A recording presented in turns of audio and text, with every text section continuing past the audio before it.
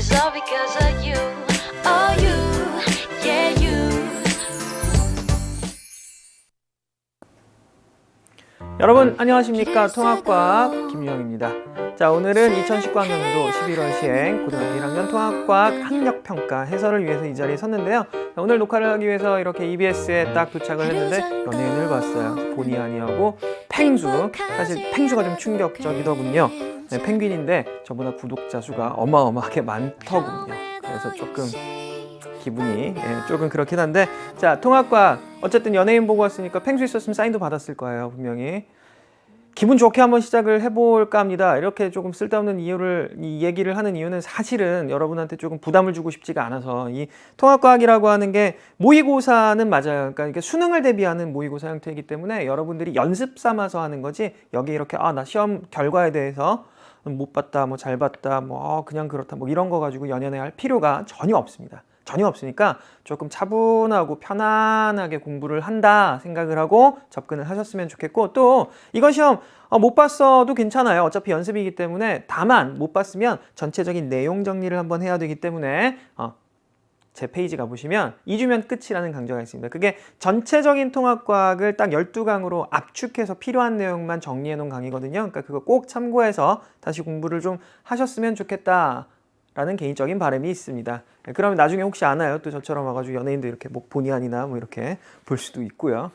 자, 일단 이 20문제에 대해서 총평해서 잠깐 말씀드렸지만 한 5문제 정도가 오답률 베스트 5, 즉 제일 어려웠다라고 이렇게 통계적으로는 보여지는데, 그 중에서 저는 사실 동의 못하는 문제들도 좀 있고요. 그리고 또 그 문제를 제하고 나머지 문제들 중에서 조금 주의해야 될 문제들도 보입니다. 물론 보입니다. 그러니까 그런 것들을 따로 제가 짚어드릴 거고요. 전체적으로 20문제 여러분이 어떻게 접근하는 게 맞냐. 첫 번째는 자료를 잘 활용을 해서 그 안에서 답을 찾아내는 게 가장 중요하고요. 두 번째는 절대 쉬운 문제는 틀리지 말자라는 겁니다. 그러니까 어려운 문제를 자꾸 풀어내려고 하지 마시고요. 나중에 여러분들이 물리학이나 화학원이나 또는 생명과학, 지구과학 공부할 때도 마찬가지입니다. 시험을 볼 때는 어려운 문제 포인트를 두면 안 돼요. 나머지 문제를 안 틀리는 쪽으로 방향을 잡고 공부를 하시는 게 맞습니다. 그런 면에서 제가 좀 이런 문제는 안 틀렸으면 좋겠다라는 것도 충분히 말씀을 드릴까 하고요. 그 전체적인 20문제 난이도 면에서는 딱히 많이는 어렵지 않았다. 근데 이 20문제에 대해서 내용이 어떤 것들이 연계되어 있는 건지까지도 제가 오늘 다 짚어드릴 겁니다. 그러니까 주의해서 잘 집중해서 들으시고요. 아까도 말씀드렸지만 내용이 잘 뭐 정리가 안 된다, 흐름이 좀 막혀요, 그러면 제 페이지 가셔서 2주면 끝이라는 강좌를 꼭 확인하시기 바랍니다. 자, 일단 첫 번째 문제부터 시작을 해볼 텐데요. 자, 그림 가에서 나는 지구 시스템에서 일어나는 다양한 자연 현상을 나타낸 거다. 밀물과 썰물, 대기 대순환, 화산 폭발 이렇게 주어져 있는데, 밀물과 썰물은 당연하게도 조력 에너지라고 얘기를 하고요. 사실 정확하게 근원이 되는 힘은 이거죠. 지구와 달, 태양 사이의 만유인력 때문에 생기는 현상이죠. 자, 그리고 두 번째 나는 대기의 대순환, 얘는 근원이 되는 에너지가 너무나도 낙연하게 태양 에너지가 될 겁니다. 사실 실질적으로 태양 에너지는 지구에 들어올 때 위도별 차이가 생겨요. 에너지 밀도의 차이, 에너지 집중 정도의 차이. 왜 그러냐면 지구는 구이기 때문이고요. 따라서 적도지방 부근에 저위도지방이죠. 태양 에너지가 집중됩니다. 그래서 에너지가 남는 상황이 벌어지고, 양쪽 극지방에서는 고위도지방이죠. 에너지가 부족하다.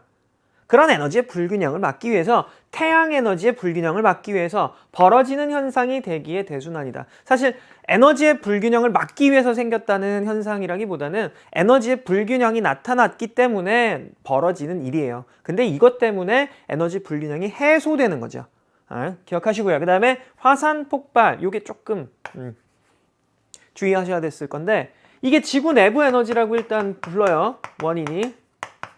지구 에너지의 근원이 무엇이냐 그러면 꼭 끼어 들어가야 되는 것, 바로 방사성 원소의 붕괴.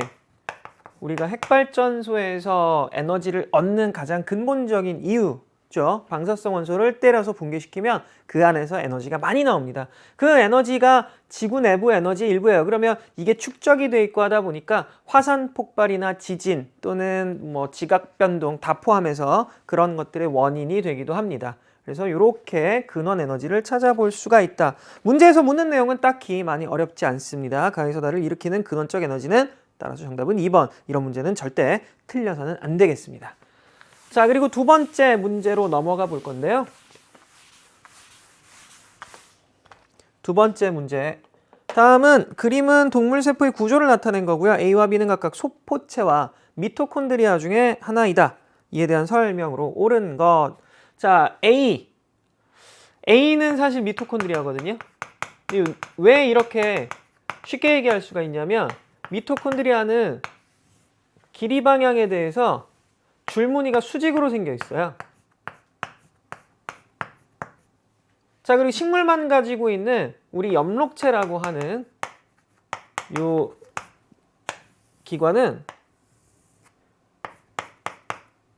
길이 방향에 대해서 줄무늬가 나란하게 이렇게 있다라고 생각하시면 조금 쉽습니다. 그래서 미토콘드리아와 엽록체. 근데 얘는 지금 쭈글쭈글쭈글 한 방향이 이 방향에 가깝잖아요. 그래서 미토콘드리아가 되겠고 여기가 핵이 되겠죠. 핵. 그 다음에 연결돼서 주머니 모양. B가 소포체입니다. 그렇게 막 점점점점 붙어있는 이런 애들은 당연하게도 단백질 만드는 리보솜, 그 다음에 골지체 뭐 이런 것들이 눈에 보입니다. 이에 대한 설명으로 옳은 것. 자, 기억. A는 소포체이다. 땡. 틀렸어요. 미토콘드리아라고 골라주셔야 되겠고요. 니은 B에서 세포 호흡이 일어난다. 사실 미토콘드리아가 우리 신체에서 가장 중요한 이유는 세포호흡 때문이죠. 얘 때문에 우리는 에너지를 얻어서 생활을 할 수가 있어요. 식물의 경우에는 엽록체에서 유기물을 합성을 하고요.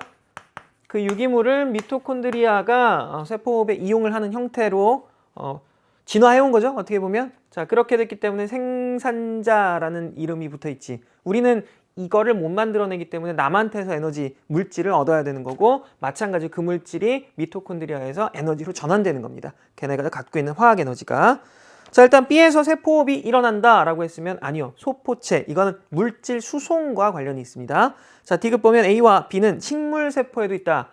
식물세포에만 있는 거는 엽록체예요. 그런데 식물세포도 생명체이기 때문에 생물이기 때문에 살아갈 에너지가 필요하죠. 당연히 미토콘드리아 필요한 거고요. 물질도 주거니 받거니 해야 되기 때문에 소포체 당연히 있습니다. 이거는 A, B, 이건 식물세포와 동물세포의 공통점이라고 볼 수 있다. 그래서 정답은 디귿 2번입니다. 이것도 그림에서 조금 당황스러울 수는 있지만 그래도 틀려서는 안 되는 문제. 세 번째 문제. 얘는 정말 틀리면 안 돼요. 이거는 화학에서도 정말 기본적인 문제이긴 한데 여러분들 조금 부담 주려고 주기율표 전체를 줬어요.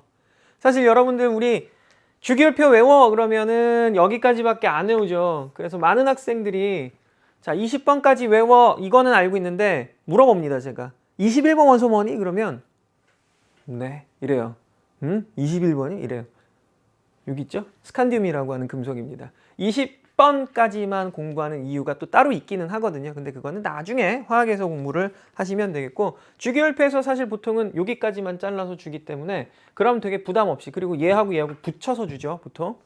근데 얘는 아마도 조금 부담 가져봐. 어려워 보이지? 라는 그런 취지에서 전체를 다 준 것 같은데 물어보는 내용은 그거에 비해서는 굉장히 쉽습니다. 주기율표에서 원소를 3가지씩 묶은 영역 가에서 다를 나타낸 겁니다. 가, 다 중에 화학적 성질이 비슷한 원소. 밑줄 그어놓고 그걸 우리 뭐라고 하냐면 세로줄 따라서 족이라고 하죠. 그래서 얘는 18족 원소, 17족, 16, 15, 14, 13족 이렇게 갑니다. 기억하고 있죠? 그 다음에 2족 1족이에요. 왜? 이거 빠졌으니까요. 그쵸? 그래서 이 중간에 있는 이런 금속들을 우리는 보통 뭐라 그러냐면 전이금속이라고 하고 이쪽에 우리가 기존에 배웠던 1에서부터 20번까지 이렇게 양쪽 끝에 배치되어 있는 이런 원소들을 우리는 전형 원소라고 합니다. 그러니까 전형적이기 때문에 이것만 사실은 외웠던 거고 20번까지만 외웠던 겁니다. 자, 세로줄 방향으로 묶어야지만 비슷한 화학적 성질이 나타나요. 왜 그러냐면 같은 족이라고 하는 건 패밀리, 가족이라는 얘기거든요. 이렇게 가족이라고 부를 수 있는 이유는 원자가 전자수가 같기 때문입니다. 또 하나 꼭 기억해야 될 건 대부분 일반적인 경우에는 원자가 전자를 그대로 최외각 전자라고 얘기를 하지만 우리 꼭 주의해야 될 아이가 있죠. 자, 18쪽 원소들 얘네는 비활성 기체인데요. 여기에 와서는 최외곽 전자하고 원자가 전자의 수가 일치하지 않아요. 같지가 않습니다. 왜 그러냐면 최외곽 전자는 얘네는 8개, 헬륨을 제외하고요. 8개인데 그런데 원자가 전자는 없다라고 얘기를 합니다. 그래서 그거까지 알아두면 아마 주기율표에 대해서는 전부 다 알고 있는 게 되는 겁니다. 자, 그러면 골라볼까요? 답을 골라주시면 세로줄끼리 하나, 둘, 셋, 그 다음에 하나, 둘, 셋 이렇게 가와 다가 화학적 성질이 비슷한 원소끼리 묶은 영역이 됩니다. 정답은 3번 가, 다. 그 다음 4번으로 넘어갈게요. 4번이 오답률에서 2등에 랭크된 문제고요. 그리고 오답률은 전체 65%가 틀렸습니다.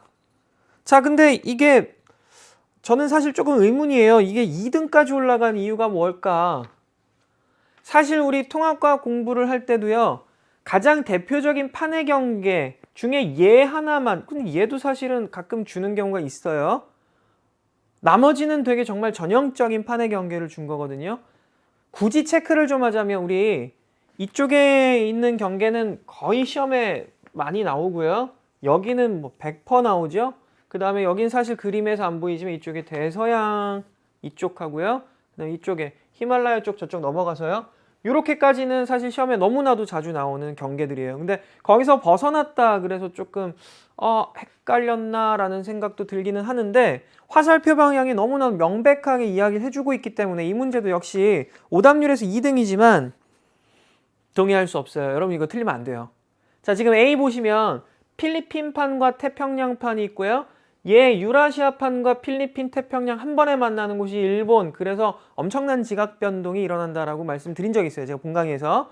그리고 여기 쭉 내려오면 태평양판과 필리핀판 둘 다 해양판이긴 하지만 밀도차 때문에 서로 이렇게 만나요. 만나서 요거 해저지도 보면은 사실 볼록하게 튀어나온 부분도 있는데 자, 이때 여기에서 그렇다면 굉장히 깊은 해구가 발생하기도 하겠죠. 만나요. 그러니까 수렴한다라고 한자로 표현을 하는 거고요. 수렴형 경계가 발달을 하는 겁니다. 이 발달한 수렴형 경계는 여기하고 굉장히 좀 비슷해요. 같은 해양판이지만 밀도 차이가 난다. 그래서 둘이 부딪혀갖고 이렇게 산맥을 만드는 우리 대륙판하고 대륙판이 만났을 때는 히말라야 산맥과 같은 굉장히 대규모 습곡산맥이 발달한다고 얘기를 하는데 여기는 그렇진 않습니다. 그렇진 않고요. 좀 비슷하다, 비슷한 곳을 꼽아라 그러면 이쪽이나 이쪽, 칠레 쪽, 이쪽하고 굉장히 좀 비슷한 형태를 나타낸다. 그래서 이쯤 가면은 굉장히 깊은 해구가 하나 존재하죠. 마리아나 해구라고. 예. 그래서 수렴형 경계가 되고요. 여기는 이건 너무나도 중요한 거예요. 여기 두 도시 되게 유명한 도시가 있어요. 시애틀하고 그 다음에 LA 두 도시가 있는데 그 두 도시를 갈라서 경계가 하나 있고 얘가 이동 방향이 이쪽하고 이쪽입니다. 그래서 아주 오랜 시간이 지나면 두 도시는 결국에 만나지 않겠니? 근데 이렇게 어떤 판에 수렴하게 되면 한쪽이 사라지고 소멸하고 이렇게 되는 건 판에 소멸하는 경계가 되는데 여기서는 그렇지 않고 그냥 엇나가기 때문에 이런 종류의 경계를 우리는 보존형 경계라고 얘기를 해요. 보존형 경계에서는 변환단층이 굉장히 많이 발달을 하죠. 그리고 수렴형 경계에서는 해구가 가장 대표적인 그런 해저 지형, 특징적인 지형이 되겠죠. 그 다음에 이쪽 넘어가 볼까요? 나스카판 이렇게 보면 C 볼 때 화살표가 이렇게 간다라고 표시가 돼 있다. 그러면 당연하게도 발산합니다 라고 표현을 할 거고요. 발산하는 경계, 네, 그렇기 때문에 여기에서는 열곡대나 또는 해저 지형 중에서는 해령 같은 것들이 관찰이 됩니다. 그리고 판이 생성되는 곳이다. 판이 생성되고요. 소멸하고요. 그런 거 없어요 라는 그런 경계가 될 거고 해령이나 열곡대, 해구나 호상열도, 그 다음 이쪽은 변환단층 이런 것들을 많이 볼 수 있는 지형이 됩니다. 그래서 이게 틀리면 안 되는 거예요. 사실 정말 틀리면 안 됩니다. 그래서 기억 볼게요. 자, A는 멘틀 대류의 하강부이다. A 멘틀 대류의 하강부 맞습니다. 왜냐하면 수렴형 경계이고요. 아까 얘기했듯이 판이 소멸하는 곳이기 때문에 멘틀 대류가 하강하면서 끌고 내려가는 그런 지점이 돼요. 그래서 기억은 맞고요. B에서 주로 신발 지진, 신발 지진, 천발 지진 구분할 때요. 깊이로 구분하는 경우도 많아요. 물론 이제 깊이로 구분하는데 여러분들 입장에서 깊이로 구분하는데 이게 뭐 몇 킬로미터 이하 이렇게까지 자세하게 구분하지 않아도 좋습니다. 그렇게 구분하는 경우가 많아요. 여러분들이 접근을 할 때.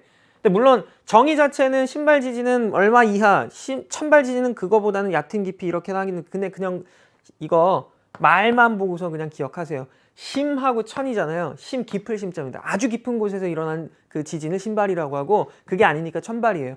중발 지진도 있어요. 깊이마다 나눠놓긴 합니다. 그런데 그런 경계 지금은 통합과학이기 때문에 자세하게 알 필요까지는 없습니다. 부담을 좀 덮시다. 그러니까 깊다, 얕다 이 정도로만 하셔도 돼요. 그래서 자 B에서는 주로 신발 지진 생각을 해봅시다. 아니 겉부분에서 어긋나는데 깊은 곳에서 지진이 일어날 일이 뭐가 있겠어요. 그러니까 니은은 틀렸습니다. 디귿 보면 해구가 발달한다 했는데 해구는 여기에서 발달하는 지형이에요. 이쪽에서는 해령이라고 했으면 맞는 답이 되겠죠? 틀렸습니다. 그래서 정답은 1번 기억만 답이다. 좋습니다. 그 다음에 5번째 문제로 넘어갑니다. 5번째 문제는 에너지의 전환과 관련된 문제. 다음은 영상이 재생되는 휴대전화에 대한 설명이다. 휴대전화에 공급된 전기 에너지에 의해 영상이 재생될 때 화면에서 빛이 방출되고 빛, 스피커에서 소리, 휴대전화에선 열. 아이 좋네요. 그러면 이 뭐 자료 안에 답이 다 있어요. 사실 휴대폰에 공급된 전기 에너지가 세 가지로 나뉘었네요. 현재 빛 에너지와 소리 에너지와 열 에너지로 바뀌었네요.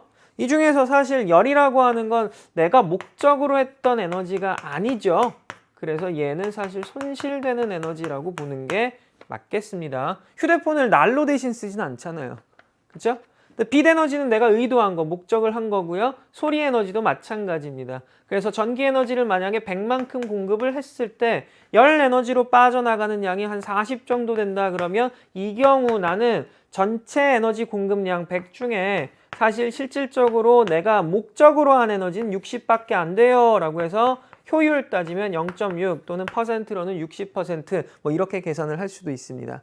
자, 공급된 에너지는 전기 에너지예요. 전기 에너지를 왜 이렇게 많이 사용을 하느냐? 너무나도 당연하게 전기 에너지는 다른 형태의 에너지로 전환하기가 너무나도 쉽습니다. 다른 에너지들에 비해서. 그래서 전기 에너지를 그렇게 많이 사용을 하고 있는 거고요. 마찬가지로 휴대폰에서 전기 에너지를 사용하는 이유도 휴대폰에 전기 에너지를 공급했을 때 그 전기 에너지가 다양한 에너지로 전환되는 과정 자체가 굉장히 간소화될 수 있기 때문입니다. 그래서 이렇게 많이 사용을 한다. 자, 그러면 문제로 돌아가 봅니다. 이에 대한 설명으로 옳은 것만 골라봅시다. 기억에서 전기 에너지가 빛 에너지로 전환됐습니다. 기억 맞았고요. 니은에서 빛 에너지가 소리 에너지로 전환됐습니다. 아니요. 빛 에너지가 소리 에너지로 어떻게 전환이 됩니까? 이게 전기 에너지에서 공급된 거예요. 배터리라고 하는 화학 물질을 갖고 있고요. 정확하게 얘기하면 화학 물질이 갖고 있는 화학 에너지가 전기 에너지로 1차 전환, 그 다음에 소리 에너지로 가는 겁니다. 아시겠죠? 그래서 틀렸다. 디귿, 휴대전화에서 발생한 열 에너지는 휴대전화에 공급된 전기 에너지보다 작다. 지금 아까 이렇게 써놨잖아요. 자, 얘는 뭐라고 한다? 내가 목적하지 않았던 에너지이기 때문에 어쩔 수 없이 생겨요. 이거는 내가 손실이라고 하는 게 맞다. 그래서 그 중에 60만큼만 썼기 때문에 이게 항상 공급한 것보다는 작죠. 만약에 내가 휴대전화를 목적 자체를 여기다 두는 게 나는 이거 난방용으로 쓸 거야. 그러면 휴대전화 엄청 뜨거워야 돼요. 그럼 전기 에너지 다 열로 바뀌어야 돼. 이런 경우에도 공급된 에너지와 열 에너지가 최대치를 잡더라도 100%입니다. 같아야 돼요. 근데 그런 일도 별로 없을 거고 사실은. 그래서 디귿은 무조건 맞는 이야기. 정답은 3번입니다. 네, 그렇게 해서 5번까지 마무리를 해봤고요. 6번으로 넘어갑니다. 이 6번도 재밌어요. 6번이 오답률 따지면 3등, 54%의 오답률을 갖고 있는데 내용 자체는 별이 진화 과정이에요. 그런데 지금 주계열성에서 적색거성 넘어가고 행성상 성운에서 끝났거든요. 행성상 성운 가운데 있는 얘는 이름이 백색 외성이고요. 얘는 사실은 굳이 따지자면 아주 뜨거운 다이아몬드별 정도. 그래서 요거 하나 제대로 딱 낚시해서 건지면 좋겠죠. 많이 행복하겠죠. 다이아몬드가 이만큼이니. 근데 얘는 잡을 수가 없다. 백색 외성 차가워 보이죠? 하얘니까. 그래서 백색 외성이겠지. 그런데 엄청나게 뜨겁습니다. 이 백색 외성이 다 식으려면 우주 나이보다도 더 오래 걸린다고 하고요. 그렇게 식었을 때 흑색 외성이 된다. 근데 이 백색 외성에서 끝났다. 외성이잖아요. 조그마나 타는 거거든요. 그러니까 지금 여기 문제에 주어져 있는 이 별의 진화 과정은 태양 정도의 질량을 갖는 그런 별의 진화 과정입니다. 만약에 태양보다 8배, 10배 이상 질량이 큰 그런 별들은 적색거성 단계를 거치는 게 아니고요. 주계열성에서 초거성 갔다가 초신성, 그 다음에 빵 터져서 철보다 훨씬 무거운 원소들을 만들어 우주에 뿌려놓고 일생을 마감하게 됩니다. 그러니까 우리 지구에 포함되어 있는 여러 가지 원소들이 있는데 그 중에서 이리듐이나 뭐 팔라듐 이런 애들, 철보다 무거운 우라늄 뭐 이런 애들은 전부 다 외계에서 온 거예요. 태양이 만들어서 우리한테 전달해 줄 수가 없습니다. 그렇기 때문에 예전에 제가 한번 그런 얘기를 한 적이 있을 거예요. EBS 강의에서 우리 몸을 만드는 원소들은 결국엔 외부에 있는 초신성 이런 것들로부터 왔다. 그래서 우리는 전부 다 형제고 전부 다 별에서 온 사람들이다. 그렇게 얘기하면 굉장히 아름다운 얘기가 되겠죠. 자, 어쨌든 얘는 작은 별, 태양 정도. 태양이 여기 있어요. 바로 주계열성이 태양입니다. 주계열성이 태양이고요. 내부에 중심부의 수소의 핵융합에 의해서 탄생한 헬륨들이 쌓여가고 걔네가 또 핵융합을 시작을 하고 바깥쪽 부분은 그러니까 중심에 있는 수소가 전부 다 핵융합으로 고갈되었기 때문에 별 바깥쪽에 있는 수소들이 핵융합을 하게 되면 겉부분이 팽창을 하게 돼 있죠. 그렇게 부풀어 난 별을 바로 우리가 적색 거성이라고 합니다. 그러니까 내부는 사실 얘가 훨씬 뜨거운 거예요. 착각하면 안 돼요. 여기서 많이 틀리는데 태양은 수소가 헬륨으로 바뀌는 핵융합을 하는 거고요. 적색 거성으로 넘어오게 되면 내부에 쌓여있는 헬륨이 또 중력 수축 때문에 온도가 올라가고 그 헬륨보다 더 무거운 원소들을 융합해서 만들어내게 됩니다. 따라서 임계 온도 자체가 훨씬 높아요. 핵융합을 일으키는 온도 자체가. 그러니까 중심부 비교하면 태양보다는 적색 거성이 월등히 높은데 뜨거워요. 온도는 높은데 문제는 바깥쪽이 팽창을 하다 보니까 내 눈에는 태양보다 어둡게 보인다. 그래서 이름이 적색 거성입니다. 여러분이 쉽게 찾아볼 수 있는 적색 거성 오리온 자리라고 있어요. 보통 이제 밤하늘 겨울 가을 요때 많이 보이는 그 별자리인데요. 그쪽에 이렇게 오리온 자리는 특징적이게 이렇게 별 3개가 나란히 붙어 있거든요. 아마 본 적 있을 거예요. 그러면은 귀퉁이 쪽에 보면 이 꼭지가 이렇게 4개가 있는데 귀퉁이 쪽에 보면 살짝 불그스름하게 빛나는 별이 보입니다. 눈으로 보여요. 근데 다만 이제 대도시에는 조금 힘들겠죠. 걔가 베텔기우스라고 하는 적색 거성입니다. 여러분이 눈으로 확인할 수 있는 적색 거성 중에 가장 대표적인 별입니다. 자, 적색 거성 단계를 지나게 되면 이제 끝나는 거죠. 별로서는 이제 끝나고 물질들 갖고 있던 걸 성운의 형태로 뿌린다. 행성상 성운이라고 하고 가운데 중심 핵은 백색 외성으로 남게 됩니다. 자, 태양도 이런 단계를 거쳐갈 거라고 예상이 되죠. 그리고 단계 가 중심부에서 수소 핵융합으로 에너지를 생성함이라고 했는데 수소 핵융합이라고 했으니까 이거는 태양, 즉 주어진 것에서는 가가 되죠. 주계열성 상태. 가보다 크기가 크고 적색을 띈다. 네. 표면 온도 광도라 그러죠. 붉게 보인다. 그래서 얘는 나가 될 것이고 중심부는 수축하고요. 외곽 물질이 우주 공간으로 방출되는 게 답니다. 네. 이렇게 사실 써 있죠. 단계. 자, 그럼 이에 대한 설명으로 옳은 건 태양은 현재 가에 해당합니다. 주계열성이니까 여기에 해당하고요. 니은 보면 중심부의 온도는 나가 가보다 높다. 그럼요. 여기서 많이 이렇게 낚입니다. 적색 거성이 중심부 온도는 훨씬 높아요. 주계열성보다. 그래서 니은 맞습니다. 디귿. 다에서는 철보다 무거운 원소가 생성된다. 아니요. 얘는 외성이잖아요. 조그만해요. 끝나요.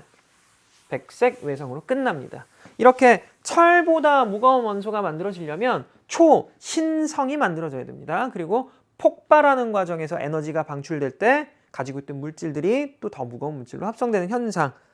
그렇게 돼서 우라늄, 금, 은 이런 것들, 팔라디움 이런 것들이 만들어진다. 정답은 4번 기니가 맞습니다. 기억 니은 7번 갑니다.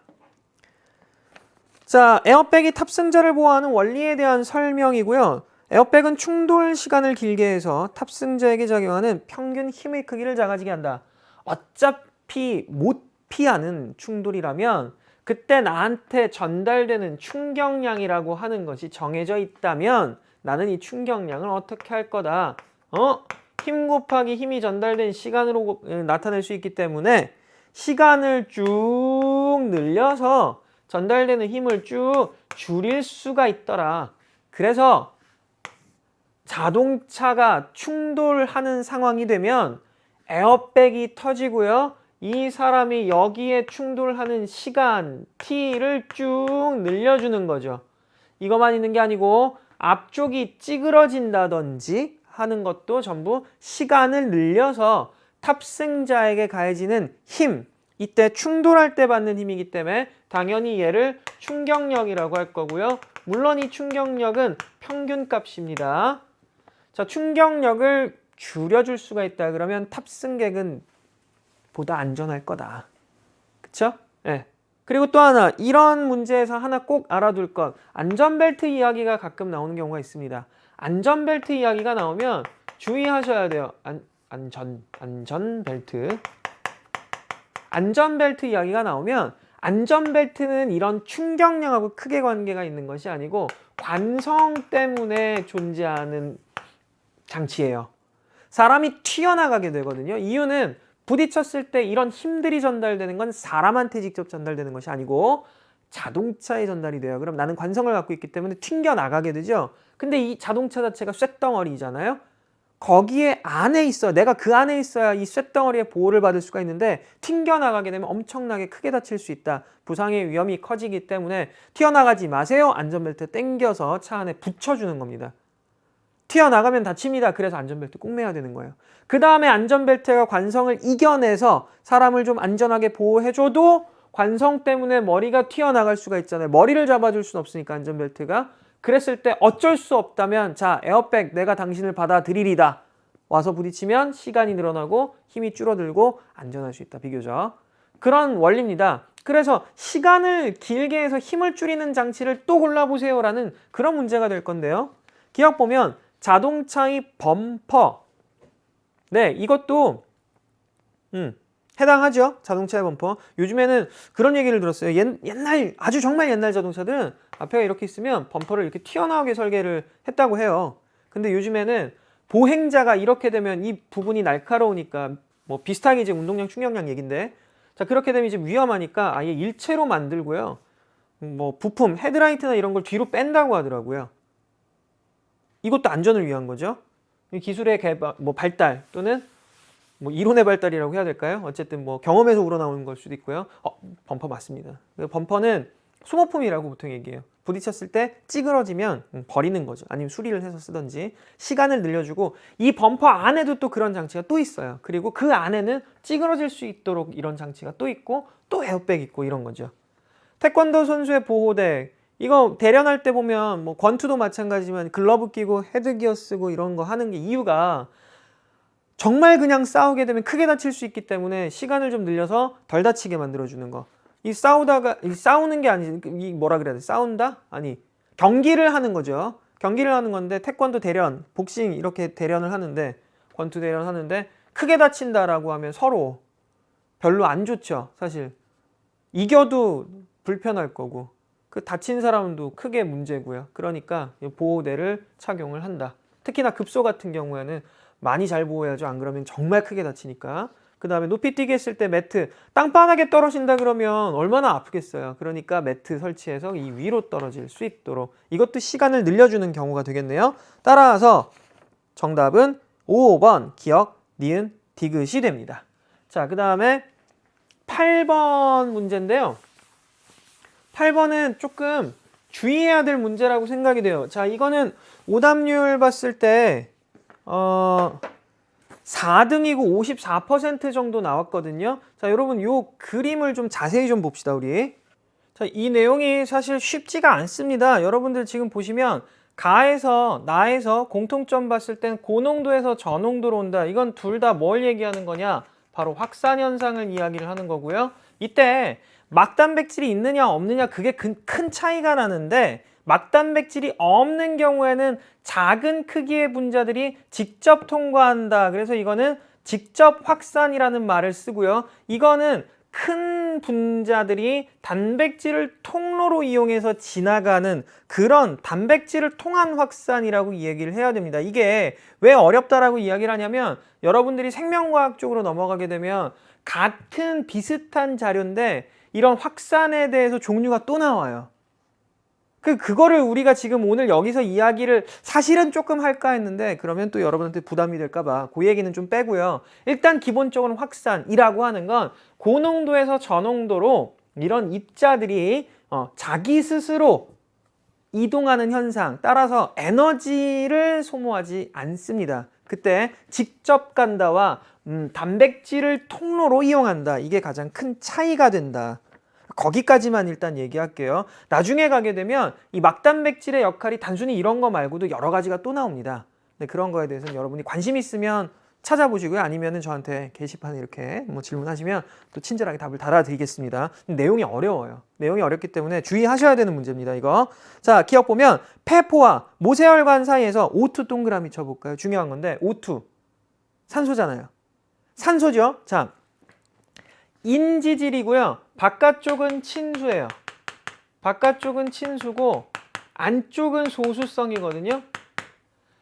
그래서 물하고 친한 애들은 이걸 직접 뚫고 지나가지를 못해요. 가운데 소수, 물하고 친하지 않은 부분이 있기 때문에 막을 통해 빠져나갑니다. 그런데 산소라고 하는 애는 물에 잘 안 녹거든요. 그렇기 때문에 산소가 여기 고농도로 존재한다? 그럼 뚫고 지나가기가 쉽습니다. 거기다가 기체이기 때문에 분자 크기가 작아요. 그래서 기억 보시면 폐포와 모세혈관 사이의 O2의 이동 방식은 가이다. 정확한 겁니다. 틀린 게 없어요. 자, 니은 보면 나는 확산에 해당한다. 네, 이것도 맞습니다. 자, 고농도에서 저농도로 쭉 막을 통해서 확산이 되는 겁니다. 이것도 틀린 게 없고요. 보통 단백질과 같은 이런 세포막 통로를 이용해서 단백질 통로를 이용해서 이렇게 확산되는 경우를 촉진 확산이라고 부르거든요. 근데 아마 안 배운 말을 처음 들어본 친구들도 많을 테니까 이 촉진 확산, 직접 확산, 이건 단순 확산이라고도 해요. 촉진 확산 그렇게 이제 구분을 하기도 한다. 그 다음에 디귿 세포막은 선택적 투과성이 있다. 얘 때문입니다. 이것도 물질을 선별해서 내가 필요로 하는 것들을 받아들일 수가 있다. 그 기능을 하는 게 바로 막 단백질 때문입니다. 주의하셔야 돼요. 이 문제 좀 조금 어렵습니다. 꼭 기억해야 될 건 분자 크기가 작아. 그리고 물하고 안 친해. 그러면 직접 뚫고 지나간다. 단순히 확산될 수 있다. 직접 확산될 수 있다라는 거. 고농도에서 저농도로 하는 게 확산입니다. 그 다음에 덩어리가 좀 크거나 또는 물하고 친하다. 그럼 여기를 뚫고 지나가기가 좀 애매하기 때문에 막에 끼어있는 막단백질을 통해서 확산을 한다. 그럼 이거는 촉진 확산. 이것 때문에 세포막은 선택적 투과성을 갖는다. 정도까지만 기억을 하는 걸로 하고 마무리하도록 하겠습니다. 그래서 정답은 기억, 니은, 디귿이 다 맞습니다. 5번이에요. 자, 그 다음 9번 문제도 조금 체크를 했으면 해요. 저는 이쪽은 사실 여러분들이 계속 어려워하는 학년이 바뀌어도 계속 어려워하는 물리학 쪽 관련된 문제인데 자유낙하 운동과 포물선 운동, 이렇게 수평 방향으로 던진 물체의 운동을 비교를 하는 겁니다. 근데 또 이거는 잘 푸른 것 같아요, 다들. 근데 저는 좀 주의를 해야 된다고 보거든요. 그래서 이 문제는 좀 체크를 해보자. 그림과 같은 높이에서, 그림 같은 높이에서 물체 A를 가만히 놓는 순간에, 얘를 놓는 순간에 B를 이쪽으로 V의 속력으로 던졌습니다. A와 B가 각각 경로를 따라 운동을 해서 수평면에 도달한 모습을 나타낸 건데 B가 운동하는 경로상의 점 P의 높이는 H가 돼요. 그리고 질량은 A와 B가 같다라고 돼 있어요. 네, 사실 뭐 질량은 주나 안 주나 똑같은 얘기가 되는데 이에 대한 설명으로 옳은 것만을 골라보자. A가 운동하는 동안 A의 속력은 증가한다. A는 그대로 가만히 놨기 때문에 처음 속력은 0, 그리고 점점 속도가 증가할 거고요. 이때 가속도는 중력 가속도 G가 될 겁니다. 이런 운동을 우리 자유낙하 운동이라고 하거든요. 여러분들 자유낙하에서 제가 수업에 강조한 내용이 하나 있죠. 자유낙하하는 경우에 낙하한 시간의 제곱과 낙하한 높이, 거리가 비례한다는 거 이거 알면 굉장히 문제 쉽게 풀 수 있다. 따라서 만약에 낙하한 시간이 같다면 낙하한 높이가 같을 것이다 라는 것도 결론이 되겠죠. 니은 보시면 B가 수평면에 도달하는 순간 B의 수평 방향 속력은 V다. 이거 가지고 고민을 좀 많이 했을 거라고 생각을 했는데 또 아닌 것 같아요. 잘들 풀었던 것 같은데 이쪽으로 V로 던졌잖아요. 그리고 얘는 아래쪽으로는 자유낙하거든요. 왜 이렇게 이야기를 할 수가 있냐면 B의 경우에 수직 방향으로는 처음 출발 속도가 0이었어요. 그러니까 얘는 두 가지 운동을 같이 하는 겁니다. 자, V의 속력으로 앞으로 나가는 운동과 처음 속력이 0 그리고 자유낙하 즉 중력과 속도 G로 아래쪽으로 낙하하는 운동 두 개가 동시에 나타날 겁니다. 그렇기 때문에 얘는 운동 경로가 포물선이 되는 거예요. 이쪽 수평 방향으로는 사실 힘을 받지 않고 있기 때문에 등속 운동을 하는 게 맞죠. 어느 지점을 점을 찍어서 체크를 하더라도 P점이든 수평면에 도달한 지점이든 B의 수평 방향 속도는 그대로 어디든 V가 돼야 돼요. 왜? 힘을 받지 않았기 때문에. 다만 낙하하는 동안 수직 방향의 속도는 증가할 겁니다. 가속도 G로요. 그렇다면 A와 B가 높이가 같은데 자유낙하를 했다. 이렇게 얘기했잖아요. 높이가 같은데 자유낙하를 했다. 그러면 시간도 같아야 되는 거예요. 꼭 기억하시기 바랍니다. 자, 니은 돌아갑니다. B가 수평면에 도달하는 순간 B의 수평 방향 속력은 당연하게도 V가 되고요. 디귿 B가 P를 지나는 순간 A의 높이는 H가 되겠는가? 지금 이 A와 B는 어떻게 그 운동을 하는 거냐? 같은 높이에서 동시에 운동을 했습니다. 동시에 운동을 했기 때문에 수직 방향으로는 같은 운동이에요. 질량도 같다라고 얘기를 했고요. 자, 그럼 사실 질량은 필요 없다 그랬는데 어쨌든 자, 그러면 이쪽 방향으로 같은 운동을 하기 때문에 B가 여기 왔다 그럼 얘는 이렇게 내려온 거잖아요. 여기까지. 그럼 A도 거기까지 와야지.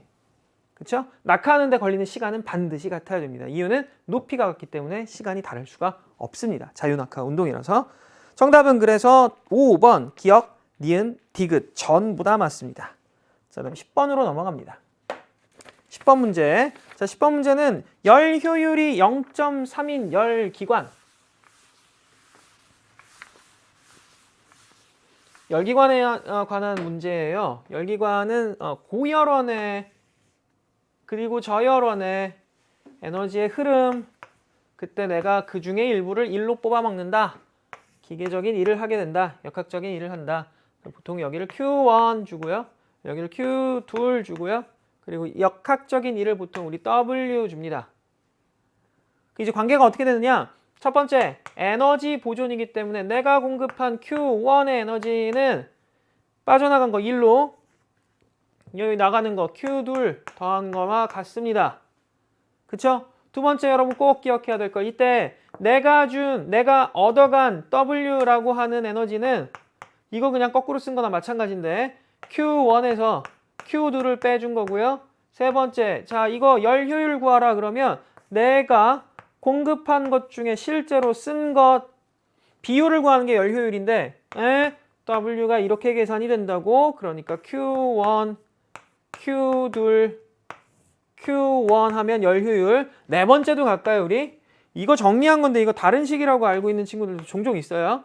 자 이거 정리하면 어떻게 되냐면 1 빼기 Q1, Q2이라고도 쓸 수가 있어요. 네 가지 과정은 좀 알아두세요. 특히나 마지막 거 같은 경우에는 어려워요 라고 얘기하는 경우도 있는데 식 정리한 거밖에 안 됩니다. 자, 두 개, 밑에 있는 요거 두 개는 우리 열 효율 계산한 식이고요. 열 효율이 뭐 식 그냥 한번 참고해 보시는 게 좋아요. 네 가지는 다 참고해 보시는 게 좋고. 자, 그런 과정에서 일단 주어진 열기관은 열 효율이 0.3이랍니다. 0.3만큼을 내가 뽑아 먹을 수 있는 거예요. 뽑아 먹을 수 있기 때문에 나머지 갖다 버리는 게 0.7이네. 그러면은 되게 쉽죠. 네, 50kJ 줬는데 0.7만큼은 갖다 버린다는 얘기가 되죠.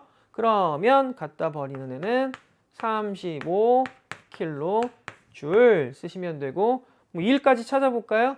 0.3, 그러니까 30%죠. 1% 따지면 퍼센트로 나타내면 15, 킬로줄 맞죠?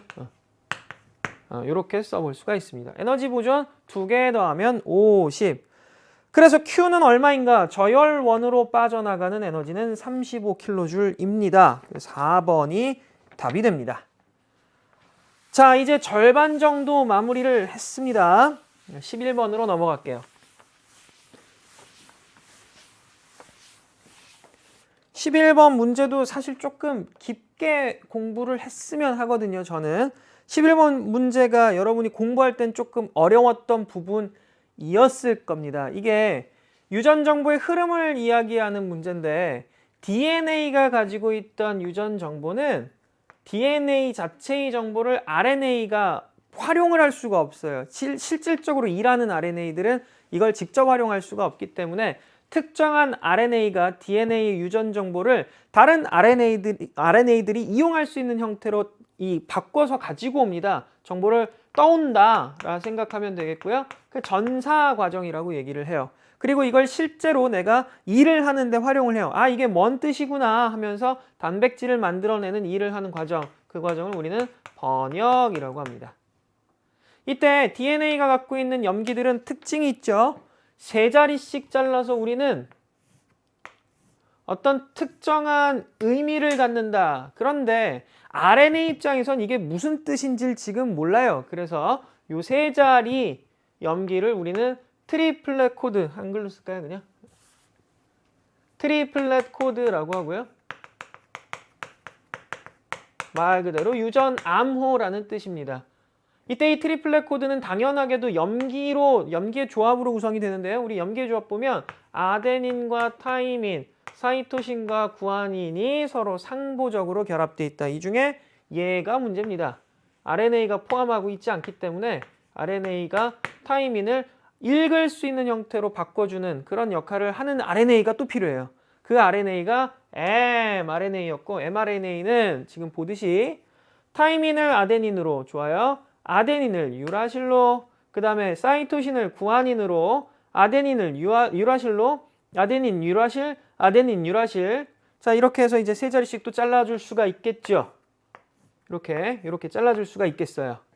그리고 구아닌을 사이토신, 구아닌, 사이토신, 구아닌, 타이민, 아데닌, 사이토신, 구아닌, 구아닌, 사이토신. 이렇게 바꿔주는 역할. 그게 바로 전사인 겁니다. 그리고 이렇게 3개의 암호가 이제는 RNA들이 활용할 수 있는 형태가 되었다. 그래서 이 3자리의 염기들을 이제는 코돈이라고 하죠. 코돈, 코돈, 코돈, 코돈, 코돈. 각각의 의미하는 바가 다른 코돈, 명령어들이 되겠습니다. 자, 그렇다면 우리 이 RNA가 전사해 온 DNA는 위에 있는 가닥이라고 하는 게 눈에 보이죠, 이제? 그래서 얘를 또 뭐라 그러냐면 주형 가닥이라고 얘기를 해요. DNA의 주형 가닥이 얘고 얘를 통해서 RNA가 전사되었다. DNA는 이렇게 이중 나선 가닥으로 구성이 되잖아요. 이 2개의 가닥, 나선 가닥 사이에도 상보 결합을 하기 때문에 염기들끼리 아데닌, 아데닌, 아데닌 따라서 기억에 들어갈 건 타이민, 타이민, 타이민이에요. 좋습니다. 이러면 여러분 문제 푸는데 필요한 것들은 다 찾은 것 같아요. 기억부터. 기억은 염기 서열이 유다. 아니요. T. 타이민입니다. 그래서 기억 틀렸고, 니은 가는 번역이다. 많이 전사예요. 전사고요. 그 다음 딕은 단백질에는 펩타이드 결합이 있다. 단백질의 기본이 되는 단위체는 아미노산이고요. 아미노산 A, 아미노산 B, 아미노산 C, 아미노산 D 종류가 다 달라요. 왜 그러냐면 이런 것들이 달라요. 코돈이. 자, 이렇게 놓고요. 얘네들끼리 이제 합성을 한다라고 했을 때, 자, 아미노산 A와 B, 어떤 아미노산이든 같은 종류의 아미노산을 뭐 결합을 시키던 말던 똑같아요. 똑같아. 자, 아미노산과 아미노산 구조는 이렇죠?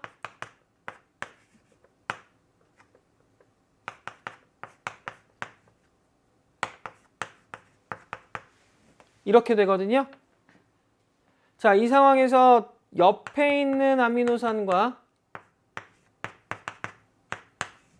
종류가 많이 다른 아미노산 같아도 관계없어요. 결합을 하게 된다면 여기에 OH, 여기에 H 묶어서 물로 빠지고요. 그리고 나머지 결합, 남는 애들은 이런 결합을 얘가 남고 여기에 N하고 H가 남거든요. 그럼 요건 여기다 빼서 쓰면 이런 결합을 형성을 합니다.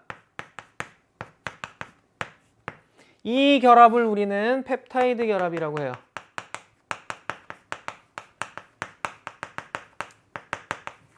펩타이드 결합. 단백질의 가장 특징이 되는 결합입니다. 그래서 이게 단백질의 특징을 다 대변한다라고 얘기해도 크게 틀린 말이 아닐 정도죠. 그래서 디귿, 단백질의 펩타이드 결합이 있다. 이거는 맞는 말. 정답은 3번 디귿만 맞습니다. 네, 그 다음에 12번으로 넘어갈게요. 12번은 이거 신소재 얘기인데 요즘에 휴대폰에서 정말 아주 핫한 물질이기도 하죠. 그래핀이 제대로만 적용이 된다면, 아이고 벌써 답을 말했어. 그래핀이 제대로만 적용이 된다면 일대 혁신이 또 일어날 겁니다. 지금도 간간히 이제 폴더블이라고 해서 접을 수 있는 휴대폰들이 나오고 있는데 그런 전체적인 디스플레이 명칭을 뭐 플렉서블 디스플레이, 이렇게 휘는 디스플레이다라고 하는 것 같기도 해요. 네, 그런 디스플레이를 만드는 핵심 소재가 될 것이 바로 그래핀. 앞으로 그래핀이라고 하는 건 정말 다양한 용도로 사용이 될 건데 이렇게 만들었어요. 굉장히 우연한 기회에 만들었다고 합니다. 사실 그래핀을 만드는 제조 방법은 되게 여러 가지가 있었다고 해요, 옛날에. 그런데 효율적이지가 못한 거야. 못했는데 그러면 잠깐만, 흑연이 이렇게 층층층 생겼으니까 야, 테이프로 이렇게 찍어서 한번 뜯어볼까? 그래핀 나오겠어? 에이 설마. 딱 있는데 나온 거야. 근데 이제 조금 더 문제가 커졌어요. 테이프에 붙어있는 그래핀을 떼는 게 힘든 거지. 근데 이렇게 단순한, 이게 참 아이러니죠. 단순한 과정으로 그래핀을 떼내는데 성공을 했잖아요. 이게 지금까지도 가장 효율적인 방법 중에 하나랍니다. 그 당시에. 지금이야 더 이제 기술 개발들이 이루어졌겠죠. 물론 뭐 그런 관련 산업에 대해서는 아는 게 많지가 않아서 함부로 얘기를 못 하겠지만 어쨌든 그런 방법 중에 하나, 테이프로 찍어서 떼낸다. 그러니까 여러분들 집에서 그래핀을 만들어 볼 수가 있는 거예요. 연필심 이렇게 딱 찍어보면 거기에는 눈에 보이지 않는 그래핀 층이 붙어 있을 수도 있습니다. 자, 그렇게 그래핀, 얘는 전도성이 엄청나게 좋습니다. 전기 전도성이 무진장 좋고요. 따라서 같이 가야죠. 열 전도성도 굉장히 좋아요. 열 전도성도 굉장히 좋은데다가 그 밖에 원자 한 층이기 때문에 투명하고요. 또 강도가 엄청나게 강하죠. 왜 그러냐면 공유결합, 공유결합, 공유결합, 공유결합, 공유결합, 공유결합으로 구성되어 있기 때문에 얘네들은 화학적으로 좀 많이 안정한 그런 구조. 그러니까 잘 떨어지지 않아요. 저 결합을 끊어내기 힘들어요. 그래서 구조적으로도 기계적으로도 강도가 굉장히 세다, 질기다. 쉽게 얘기하면 그런 특징을 갖추고 있습니다. 그래서 이렇게 휘는 디스플레이를 만드는 데 사용을 하기도 한다. 그래핀에 대한 설명을 옳은 것만을 보기에서 모두 골라라. 자, 탄소를 포함을 하나요? 그럼요. 탄소가 기본이죠. 그 얘네를 탄소 동소체라고 얘기를 해요. 니은 휘어지는 성질이 있잖아요. 그리고 디귿 전기 전도성이 있다. 당연한 겁니다. 이게 가장 큰 특징 중에 하나예요. 그래, 정답은 5번. 이런 문제도 절대 틀려서는 안 됩니다. 이런 건 무조건 맞아요. 신소재 쪽에서 문제가 나온다 그러면 여러분 절대 틀리면 안 돼요. 그 다음에 13번으로 넘어갑니다. 자, 그림은 물, 산화마그네슘 화학결합 모형과 네온의 전자 배치. 네온에 주목하셔야 되겠네요. 자, 이 문제도 여러분 조금 주의를 해봅시다. 틀려서는 안 된다는 거예요. 기본적인 화학 문제인 거예요. 네온을 줬어요. 얘는 18족 원소고요. 우리 흔히 얘네를 비활성 기체라고 합니다. 자, 비활성 기체의 가장 큰 특징. 원자과 전자가 없어요. 원자과 전자가 없고요. 최외곽 전자가 8개입니다. 헬륨을 제외하고요. 자, 8개예요.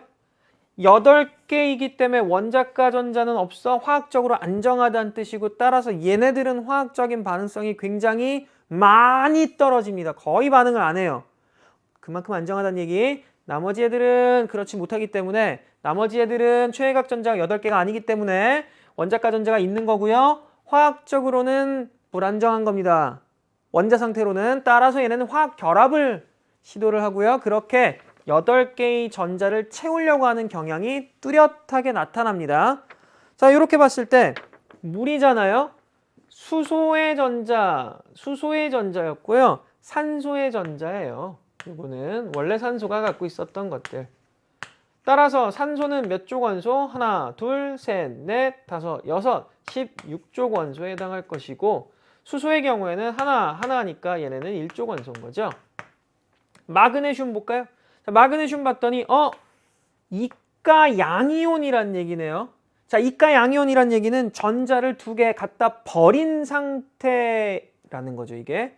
그 상태에서 얘 전자 개수 세 봤더니 하나, 둘, 셋, 넷, 다섯, 여섯, 일곱, 여덟. 아하. 8개 채우니까 이게 조금 더 화학적으로 안정하겠군요. 그런데 원래 얘는 전자를 바깥쪽에 이렇게 하나 더 갖고 있었을 거예요. 2개. 이렇게 껍데기 하나 더 있었을 거야.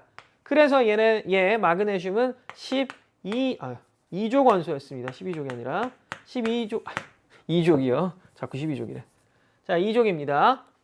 그 다음에 산소로 넘어가서 보면요. 산소, 이 마이너스 음이온, 이가 음이온 전자기수 세봤더니 하나, 둘, 셋, 넷, 다섯, 여섯, 일곱, 여덟인데 2개 얻어서 이 마이너스가 된 거니까 이건 얘게 아니었네요. 그럼 눈에 보입니다. 이 2개가 만약에 얘하고 결합을 했다면 여기로 넘어온 거예요. 무슨 얘기냐? 마그네슘은 버리고 싶었는데 16족이었던 산소는 모자랐거든요. 네, 2개가 남는 상황, 얘는 2개가 모자르는 상황. 그래서 주거니 받거니 딱 쿵짝이 맞는 거지. 그렇게 만들어진 물질이 바로 MgO 산화 마그네슘입니다. 이온 결합 물질이고요. 이온 결합 물질의 특징, 요거는 강의를 좀 참고하시기 바랍니다. 자, 기억 보면 산소 원자의 원자가 전자수는 4가 아니고요. 산소 보통의 경우에는 최각 전자수가 그대로 원자가 전자수가 됩니다. 16족이기 때문에 6개예요. 그래서 기억은 틀렸다. 그리고 니은 니은 H2는 비금속 원소 사이의 결합으로 이루어진 물질이다. 비금속 원소 사이의 결합으로 이루어진 물질, 네. 비금속이죠. 네, 그렇기 때문에 맞는 얘기고요. 디귿. MgO에서 O2-는 네온과 같은 전자 배치를 갖는다. O2-니까요. 하나, 둘, 셋, 넷, 다섯, 여섯, 일곱, 여덟인데 얘도 8개죠. 게다가 껍데기가 하나, 둘, 완전히 전자 배치는 같습니다. 그래서 답을 골라주면 4번 니은 디귿이 되는 거예요. 이해하시겠죠? 좋습니다. 이러면 정답 4번 골라주시고 네, 14번 넘어갈게요. 자, 14번도 당부드리는 건데 절대 틀려서는 안 됩니다. 이것도 기본 문제 중에 하나죠. 주어져 있는 그림을 보고 얘네가 누군지 확인하는 것도 중요하고요. 그리고 얘네가 시상화석인지 아니면 표준화석인지 구분하는 것도 굉장히 중요합니다. 그림가와 나는 서로 다른 지질 시대에 번성했던 생물이 화석을 나타낸 거다. 이에 대한 설명으로 옳은 것만을 한번 골라봅시다. 삼엽충 주어져 있고요. 화폐석 주어져 있어요. 삼엽충은 너무나도 뻔한 고생대를 대표하는 생물이고요. 화폐석이라 그러면 신생대를 대표하는 화석이에요. 둘 다 각각 시대를 대표하는 화석이기 때문에 얘네는 표준화석, 고생대 표준화석, 신생대 표준화석입니다. 그리고 삼엽충 너무나도 잘 알고 있겠지만 바다에서 살던 애예요. 고생대 들어와서 육지 생물이 번성하기 시작을 했지만 삼엽충은 바다에 살고 있었습니다. 이 지질시대에 관해서는 여러분이 공부를 할 때 어떻게 하는 게 가장 좋냐면 시기별로 나눠놓고 거기에서 일어났던 일들을 쭉 아래쪽으로, 그러니까 예를 들어서 선캄브리아, 고생대, 중생대, 신생대 놓고 밑으로 쭉 어떤 특징들을 갖고 있는지 쭉 나열해 보세요. 그 다음에 이거는 기억을 해두는 게 가장 좋습니다. 이쪽에서 문제가 나온다 그러면 보통 그 내용들에서 야, 이게 이 시대가 맞니? 아니면 이때 이런 일이 있었나? 이런 거 물어보기 때문에 내용을 놓치게 되면 문제를 맞추기 힘들어지는 그런 단원이죠.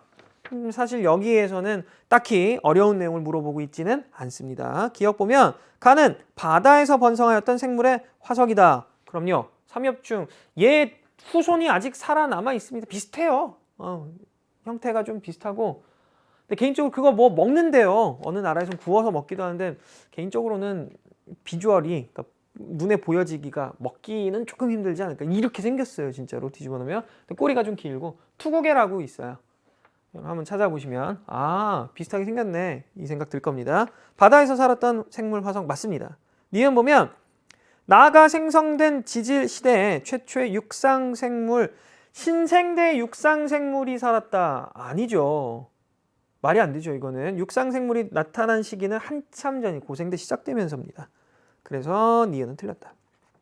고생대 때 육상생물이 출현했다. 이것도 되게 중요한 사실 중에 하나고요. 자, 나는 가보다 먼저 생존하였던 화석. 얘가 고생대, 얘가 신생대인데요. 너무나도 시간 차이가 깁니다. 그래서 정답은 1번 기억만 맞습니다. 자, 그 다음 15번. 15번 별표해 주세요. 15번은 개인적으로 굉장히 좀 욕심이 나는 문제 중에 하나고요. 여러분들이 통합과학을 공부하면서 어려워했던 단원일 수 있고요. 그리고 충분히 어렵습니다. 이게 나중에 여러분들 화학원에서도 좀 많이 어려워할 수밖에 없는 단원이 될 거고요. 사실 이 문제 보면서 나는 조금 악랄하게 출제를 했을 것 같은데 싶은 생각도 좀 들더라고요. 그래서 그런 것들을 같이 한번 짚어보도록 할 겁니다. 표는 25도씨 HCl 염산이죠. 염화수소 수용액과 그 다음에 25도씨의 NaOH 이거는 수산화나트륨이고요. 수용액을 여러 부피로 혼합한 다용액을 주었어요. 자, 그리고 이온의 종류를 봤을 때 구경꾼 이온 중요합니다. 사실 구경꾼 이온 되게 중요한데 알짜 이온도 물론 같이 놓고 봐야 돼요. 알짜 이온 남은가 봤더니 이렇게 돼 있어요. 자, 그럼 이게 무슨 얘기냐? H 플러스가 남았다는 건 OH 마이너스가 모자랐다는 이야기입니다. 그래서 전체 액성은 산성. 그리고 얘는 얘 둘 다 없네요. 그럼 얘는 액성이 중성. 완전히 중화된 거죠. 중화점이다 라고 얘기를 해도 되겠습니다. 그리고 OH-가 살아남아 있기 때문에 얘는 염기성. 그리고 중성인 용액을 체크를 해봅시다. 10ml, 두 개 10ml씩 들어갔어요. 즉 결과 보게 되면 HCl, NaOH를 어떻게 했다? 10ml 섞었더니 완전히 중화가 됐더라. 그 상황을 나타낸 식이 바로 나가 되는 거죠. 좋습니다. 여기서 이제 조금 어려운 얘기를 두 가지 정도를 할 거예요. 제가 뭔 얘기를 할 거냐면 첫 번째 농도에 관한 이야기인데 여러분들 여기 개수 한번 볼까요? 1 해서 하나 나오고 하나 나온다라고 화학 반응식에는 써 있어요. 이때 반응하는 부피의 비가 1일 때 1, 지금 문제에서 준 상황과 같잖아요. 이러면 우리는 뭐라고 판단을 하냐면 HCl과 NaOH 수용액의 농도는 같다는 거예요.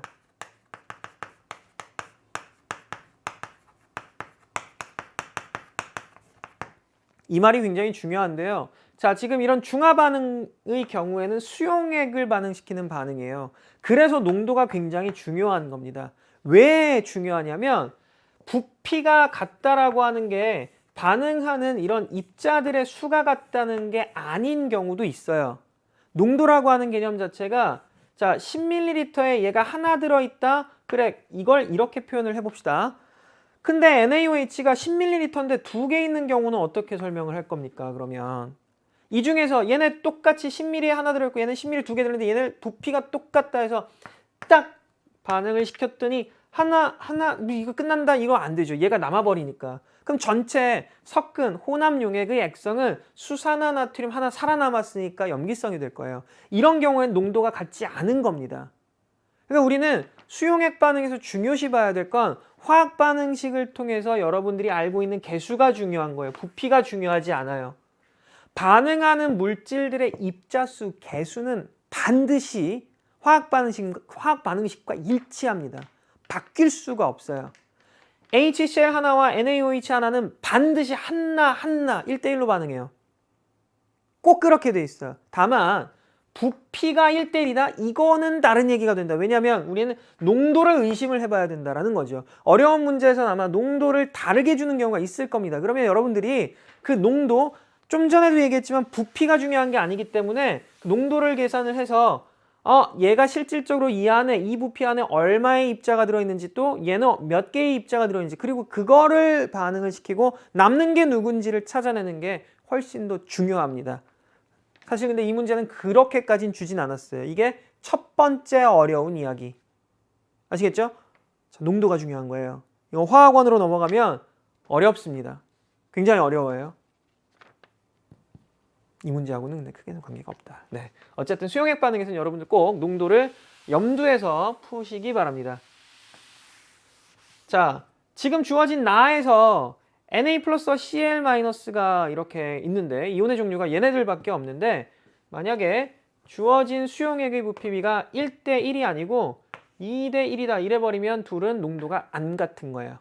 그러니까 반응한 부피비와 화학 반응식에서의 개수비가 같으면 농도가 같다라고 판단을 해도 되지만, 반응하는 그 반응식의 그 개수비와 부피비가 일치하지 않는다면 얘네는 반드시 농도비가 다른 겁니다. 이 경우에는 얘가 2배 많이 필요했기 때문에 농도비 따지면 얘가 2배, 1대2가 되는 거예요, 농도비는. 아시겠죠? 근데 문제에서 주어진 상황은 어쨌든 조금 쉬워요. 1대1이다 라고 얘기를 했어요. 그럼 이제 보기로 돌아갑니다. 기억, T2은 T1보다 크다라고 했어. 자, 여기서 질문이요. 기억을 바꿔볼게요. 기억 T2는 T3보다 크다로 바꿔볼게요. 이러면 어떻게 될까요? 자, T1하고 T2를 비교했을 때 이게 맞니? 라고 지금 보기에서 물어보고 있어요. 그럼 여러분들 얘는 산이니까 이거 중성 아니잖아요. 이거 중화점 아니네. 그럼 얘는 어떨까? 얘는 중화점이네. 그럼 얘가 더 중화 반응 많이 했으니까 이렇게 될 수 있겠다 라고 고르기는 쉬울 거예요, 아마. 그래서 기억은 맞다라고 할 텐데, 만약에 이렇게 줘버리면요, 같은 방법으로 접근하면 안 됩니다. 이게 얘하고 둘 다 중화점이 아니라는 공통점은 있는데, 문제는 뭐냐면, 자, 여기 10ml와 10ml 반응했을 때 물 분자가 만들어지는 개수를 우리는 N개라고 해봅시다. 물 분자가 왜 중요하냐면 중화 반응에서 물 분자가 만들어진 개수만큼 중화열이 발생을 하거든요. N개만큼 만들어졌다면 밑에 있는 다에서는 중화 반응을 통해서 물 분자가 몇 개가 만들어지느냐? 20에 10 반응했기 때문에 얘 10 반응한 것만큼만 물 분자가 만들어져서 N개가 만들어지고요. 또 가에서는 그러면 물 분자 얼마 만들어질까 봤더니 5밖에 없어요. 1대1로 반응하고 있기 때문에 NaOH5가 만들어낼 수 있는 물 분자밖에 안 만들어질 거예요. 그러니까 여기서는 2분의 1 N개가 되는 거죠. 이래서 너무나도 당연하게 얘하고 비교하면 물 분자 얘 더 많이 만들어져서 얘는 농도가 높아요. T1보단 T2가 높습니다. 그런데 나와 나를 비교했을 때 물 분자 개수 만들어진 양은 같다. 즉 중화열 발생한 정도는 같습니다. 그러면 얘하고 얘를 비교하면 온도가 같아야 되느냐? 이건 또 다른 얘기인 거야. 왜 그러냐면 전체 수용액량을 봤을 때 10 더하기 10이니까 20ml고요. 10 더하기 20이니까 30ml입니다. 그러면 같은 양의 열이 발생을 하더라도 다의 경우에 물의 양이 많기 때문에 온도는 얘가 더 떨어지는 거예요. T2은 T3보다 크다 그러면 맞는 얘기가 됩니다. 이거를 이렇게 줘도 여러분 틀리기 쉬워요. T2는 T3과 같다 그래도 틀리기 쉬워요. 보통 이걸 놓치는 경우가 많기 때문입니다. 그래서 이 문제는 쉽게 볼 문제는 아니에요. 사실 문제 속에 들어있는 내용만 봤을 땐 쉽게 볼 문제는 아니고 만약에 제가 출제를 했다 그러면 요 정도 바꿔서 냈으면 아마 원성을 자세하게 들었겠죠. 근데 그 정도까지 난이도를 갖추고 있는 문제는 아니긴 한데 자료만 봤을 때는 우리가 놓쳐서는 안 되는 부분들이 있다. 그래서 이 문제는 조금 별표 정도 해주시면 좋겠습니다. 자, 기억 T2는 T1보다 크다. 네, 문제 주어진 상황에 정확하게 맞습니다. 니은 가에 마그네슘 조각을 넣으면 수소기체가 발생한다고 돼 있어. 지금 가에다 넣으면 수소가 살아있기 때문에 수소이온 남아있기 때문에 산성이거든요. 그래서 마그네슘 넣었을 때 수소기체 발생할 수가 있어요. 니은 맞았고 디귿 다는 산성이요? 아니요. 얘 있기 때문에 염기성입니다. 물어보는 보기 지문은 나쁘진 않아요. 뭐 어려운 건 아닌데 자료 자체에선 굉장히 좀 주의해야 될 점들이 많이 보이더라. 그래서 이거 정답은 3번 기억하고 니은입니다. 자, 그리고 이제 마지막 페이지 문제들 16번 그림은 생태계를 구성하는 요소 사이의 상호작용을 나타낸 것이다. 비생물적인 요인이니까 당연히 환경이라고 할 거고요. 그리고 이쪽은 생물적인 요인, 분해자, 생산자, 소비자 서로 유기적으로 상호작용을 하고 있더라. 얘네가 얘네한테 영향을 주고 얘네도 마찬가지래. 얘네한테 영향을 주는데 비생물적인 요인이 생물적인 요인한테 영향을 주는 경우를 우리는 작용이라고 하죠. 반대로 생물적인 요인이 비생물적인 요인한테 영향을 주는 상호작용 관계를 우리는 반작용이라고 합니다. 좋아요. 그럼 문제에서 어떤 걸 물어보는지 이에 대한 옳은 설명을 골라보라 라고 했는데 빛은 비생물적인 요인에 속한다. 그럼요. 이 문제 절대 틀리면 안 됩니다. 이것도 굉장히 쉬워요. 당연히 환경이니까요. 환경에 해당하니까 기억은 맞고 니은 광합성을 통해 양분을 만드는 생물은 생산자이다. 그러니까 생산자예요. 왜냐하면 빛에너지를 받아서 생산자가 만들어내는 게 유기물, 최초의 유기물 뭐냐면 포도당이거든요. 이 포도당이 결국엔 생태계를 돕니다. 생물들 사이에서 돌아요. 얘가 가장 중요한 우리 그 에너지 원료죠, 사실. 그렇기 때문에 이걸 만들어낼 수 있는 능력을 유일하게 갖추고 있는 것이 생산자. 따라서 소비자라 그럴 수밖에 없어요. 왜? 그런 능력을 못 갖추고 있기 때문에 이런 것들을 소비를 해야만 살아갈 수가 있습니다. 그래서 니은은 맞다. 디귿 지렁이에 의해 토양의 통기성이 높아지는 것은 기억에 해당한다. 지렁이는 여기에 해당하는 애잖아요. 얘가 이쪽에 영향을 주는 거니까 네, 이거는 반작용, 니은에 해당한다고 봐야 되겠죠? 그래서 디귿은 틀렸습니다. 조금 다른 얘기인데 지렁이 같은 경우에 이렇게 토양에 도움이 된다고 하잖아요. 근데 우리나라에 아마 지정이 이미 됐을지도 모르겠어요. 안 찾아보긴 했는데 이슈가 됐던 생물이 하나 있어요. 근데 우리나라만 이슈가 된 건 아니고 전 세계적으로 좀 문제가 된다고 하더라고요. 미국 가재라고 부르는 그런 그 생물이 있는데 붉은 가재라고도 하고요. 자, 그 가재가 큰 거는 뭐 한 이만하기도 하더라고요. 한 손바닥만한 정도 사이즈 크기가 되기도 하는데 얘네가 번식력이 너무 좋은 거예요. 그 우리나라 생태계를 거의 어디 가서 가재를 잡아도 우리나라 토종 가재가 잡히는 게 아니라 그 붉은 가재가 잡힌다고 합니다. 미국 가재가. 그 얘네가 구멍을 깊게 뚫고 들어가는 습성이 있어가지고 이렇게 저수지나 이런 데다가 걔네가 많이 살게 되면 구멍들이 너무 많아갖고 저수지에 안 좋은 영향을 주기도 하고 뚝 같은 거에는 또 치명적이라고 얘기하기도 하더라고요. 근데 너무 많아서 아마 생태교란종으로 지정이 되지 않을까 그 생각을 했는데 아마 지정됐을지도 몰라요. 걔네들은 사실은 이렇게 영향을 주는 것 중에 안 좋은 영향, 지렁이는 좋은 영향. 지렁이는 크기가 작으니까. 아무튼 근데 그런 문제가 좀 나왔었으면 했어요. 사실은 기후변화와 그런 어떤 환경에 관한 문제들. 근데 이번에는 출제가 안 됐더라고요. 딱히 엘니뇨 라니냐에 관한 이야기는 사실은 뭐 매번 나오는 얘기니까 그거 이외에 좀 환경 파괴 뭐 이런 것도 좀 나왔으면 했는데 어쨌든 그래서 이거 정답 골라주시면 기억 니은 3번이 됩니다. 자, 그다음 17번 이것도 좀 체크를 좀 해주세요. 이게 개인적으로 화학 문제를 좋아해서 그러는 건 아니고요. 화학 문제하고 물리학 문제가 여러분이 조금 어렵습니다. 그래서 이것도 좀 개인적으로 체크를 좀 했으면 좋겠다. 자, 지금 표는 황산구리 수용액에 고체 아연 조각을 넣었다. 그랬을 때 반응 전과 후의 수용액 자료입니다. 그림을 좀 그려보죠. 여기는 황산구리가 들어있고요. 물론 얘네는 수용액이니까 녹아있을 겁니다. 수용액 상태를 보통 우리는 AQ라고 표현을 하죠. 여기다 뭘 넣었냐면 아연 조각을 넣었어요.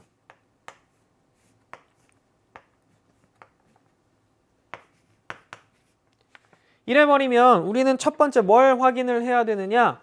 아연과 구리의 반응성 크기를 확인을 해야 됩니다. 아연이 훨씬 커요.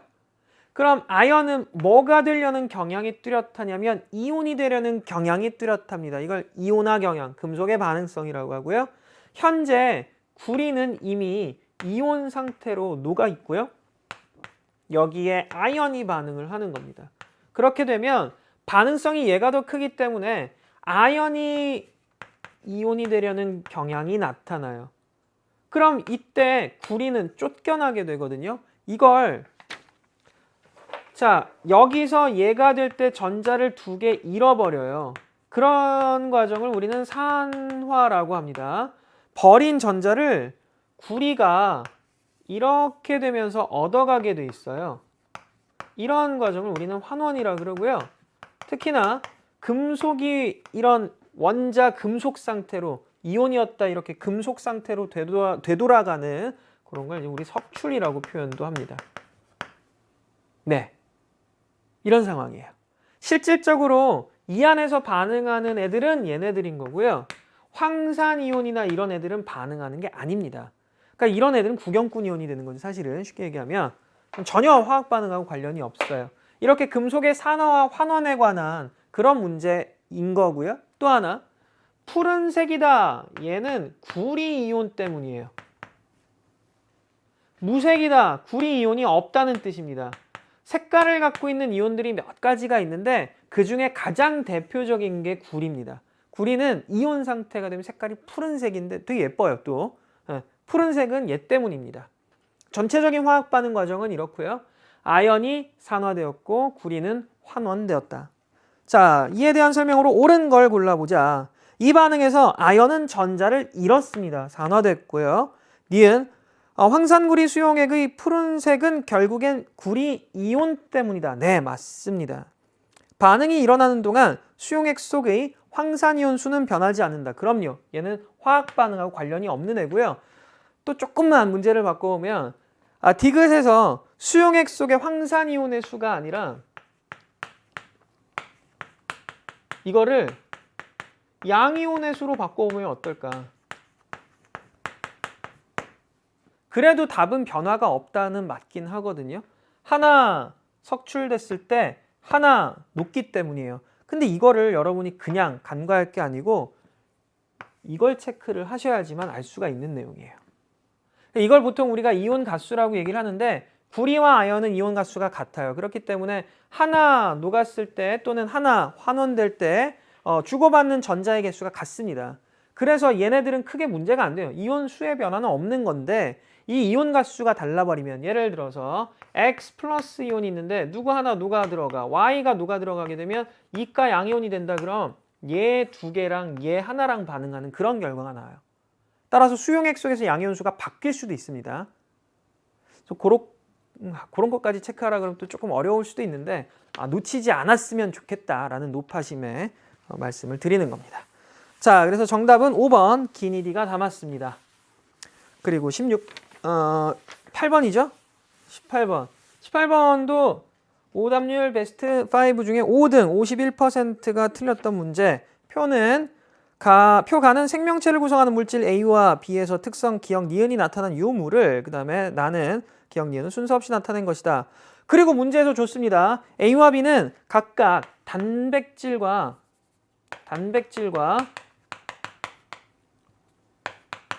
또는 DNA 중에 하나라고 줬기 때문에 이 문제도 사실 틀려서는 안 되는 문제예요. 유전 정보를 저장한다. 탄소가 있다. 얘도 있고 얘도 있어요. 공통점입니다. 여기 있잖아요. 그 다음에 유전 정보를 저장한다. 유전 정보를 저장하는 건 단백질이 아니에요. DNA가 저장을 하는 거기 때문에 유전 정보를 저장하는 특징을 갖는다. 그랬을 때 2개 다 같네요. 결국엔 DNA는. 그럼 둘 다 특징을 갖는 얘가 DNA가 되어야죠. 얘가 단백질인 겁니다. 사실 이 문제 오답률 이렇게 높을 이유가 없어요.